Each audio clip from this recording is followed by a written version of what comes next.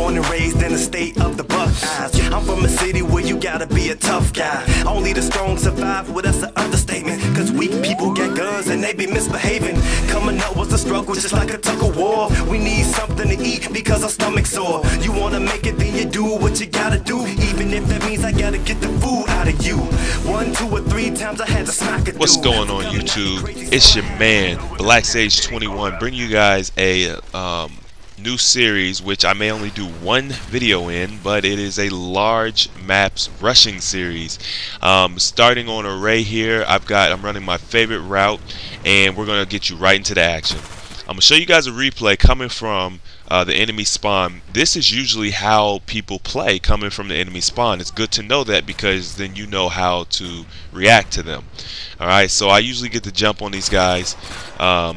Actually end up picking up 2 kills here, which was fantastic. Didn't expect that to happen. Usually I get 1 knife.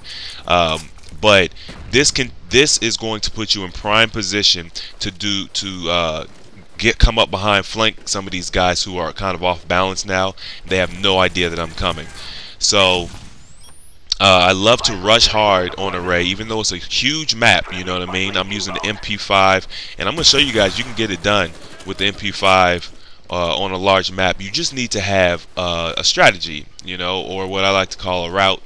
And then what I'm basically doing is it's a sweeping motion. Eventually I come up, you know, behind them flanking. A lot of guys love to sit here. This is where all the action happens. So this is not really where you want to be with the MP5. But what I do is I usually come up behind them, clean up those few kills. Now they're pushed, okay, so they're coming from the opposite direction, and I'm going to do a reverse sweeping motion. As you can see here, I pick up a couple kills, trying to come up behind them because their attention is going to be towards that main area that I showed you guys earlier. Well, you guys know where it is. Everybody goes there. They bottom nose. They throw the grenades. They sit on top of that car. They tube. They snipe down that. Everybody does that. Now,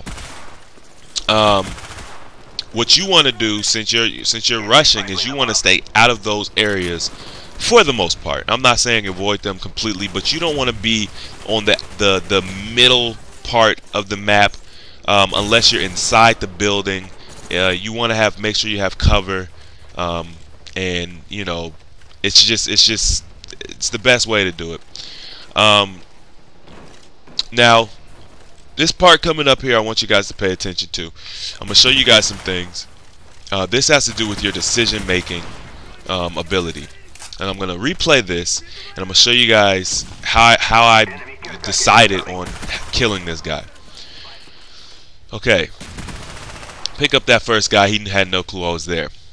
Now bring my gun up to kill this second guy here. And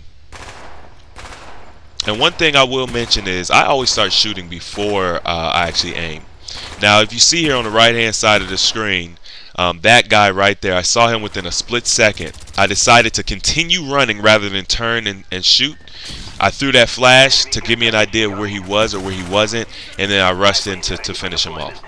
That is a great idea of some of the decisions that you guys need to be making while you're playing the game, and obviously it happens very quickly. You want to do that within split seconds.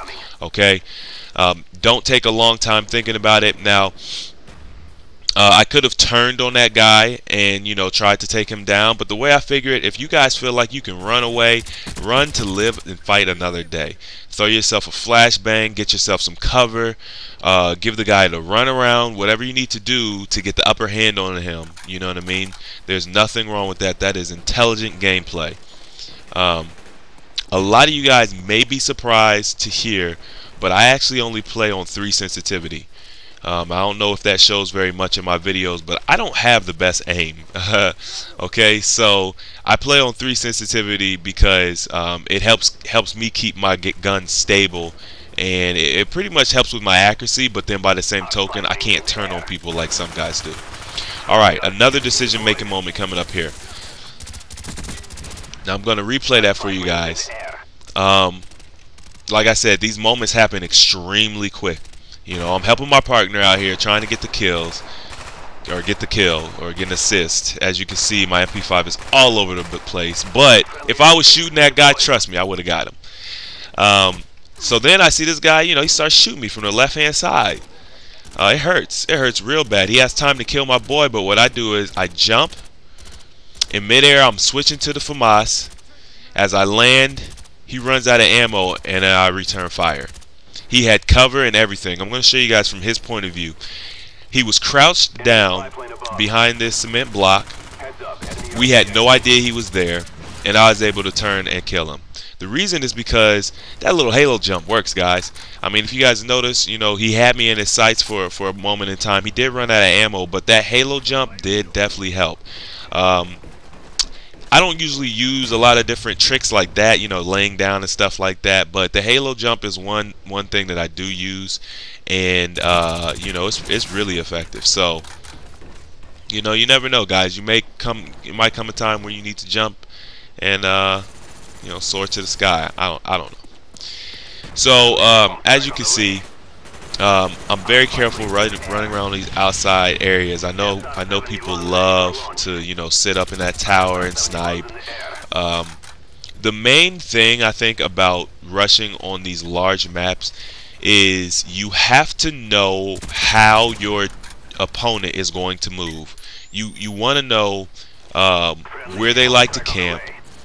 I mean, that goes for any map. Okay, that goes for any map, but you got to know how they move. Another decision-making moment is coming up here, guys. I rush in this room and I shoot that first guy that you guys saw, and then I turn on this guy. Now, the reason I was able to see him is because I had that Blackbird up. I knew he was coming all along. And that's one thing that will set me apart from a lot of players, is that I can use my map and I can watch my main screen almost simultaneously. You gotta make sure that you're constantly aware of that map. Don't stare at it, unless of course you have a Blackbird up. Just as a tip for you guys, when I have a Blackbird up, I stare at my mini map. My eyes do not leave the mini map. Clearly you want to, you know, still watch out for claymores and such, but as far as your enemy goes, that Blackbird is going to tell you absolutely everything that your enemy is doing. So wrapping up, I just want to let you guys know I am now a director for the FU2 clan. You can catch my videos on that page, and I will leave the link in the description box. Also, I'm going to be doing another giveaway for a HDMI cable coming up here, probably my next video. So make sure you guys are looking out for information on that, and comment.